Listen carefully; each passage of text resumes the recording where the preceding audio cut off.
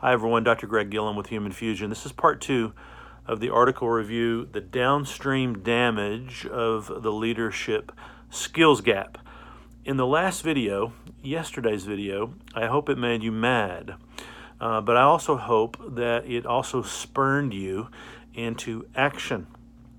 And because yesterday we looked at the article's argument that the problem really isn't necessarily always that our direct reports don't have the skills they need. The problem sometimes is that we as managers don't have the skills we need, and that we need to start modeling that from the top.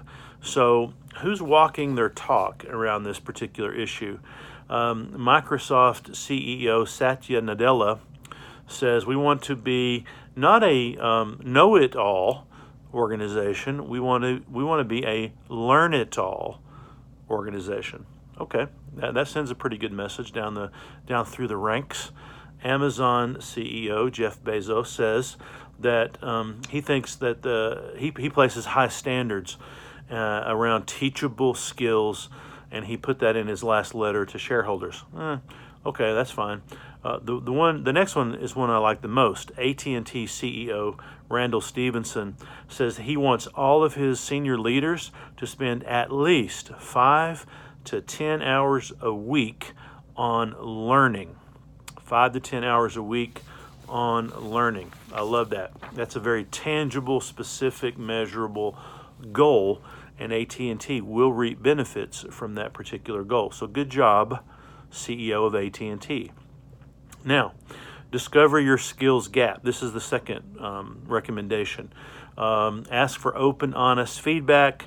You have to have a lot of trust to do that, and do that well, because people will sugarcoat that. They don't want to do that for you. They don't want to. That's an uncomfortable ask sometimes.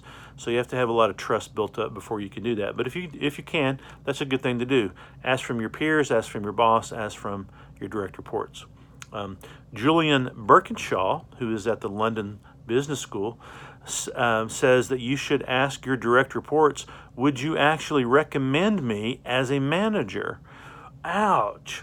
That's going to uncover some interesting things. And again, if your level of trust on your team is really high, then that's going to maybe really unlock some good conversations for you. And then lastly, the last recommendation kind of looks at productivity numbers, that the average knowledge worker spends about 60% of their time on small, relatively non-productive activity. Amazing.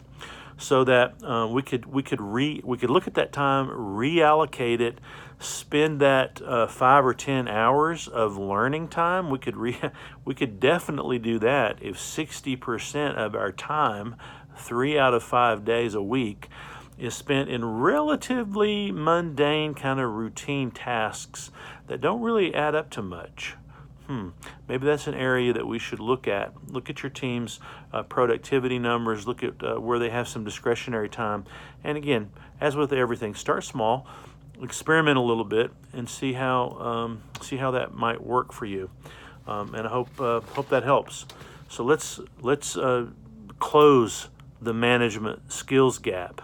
And if you need help doing that, please let me know. If you like management-related videos like this, please subscribe to Human Fusion, and we'll keep you up to date on all the latest trends that are affecting management and management practice today. Thanks.